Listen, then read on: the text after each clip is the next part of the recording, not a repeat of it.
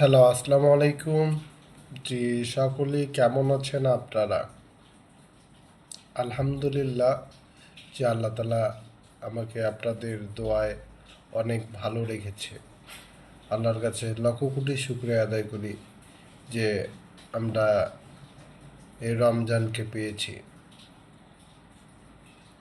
এই রমজানের আজকে 10 দিন পার করে আমরা এসেছি। তো তাই রমজানের কিছু বিষয় নিয়ে আমি আপনাদের সামনে আসছি, যে রহমতের 10 দিন পার করে এসেছি আমরা, বরকতের 10 দিন চলতেছে। আসলে বরকতের এই 10 দিনে আল্লাহ তালাকে বেশি বেশি করে রাজি খুশি করার চেষ্টা করব আমরা সকলেই।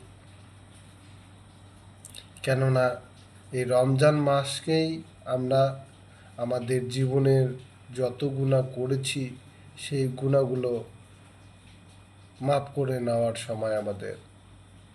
তাই সবাই বেশি বেশি করে আল্লাহর কাছে ইস্তেগফার করবেন, আল্লাহর কাছে মাপ চাবেন। খোদা হাফেজ।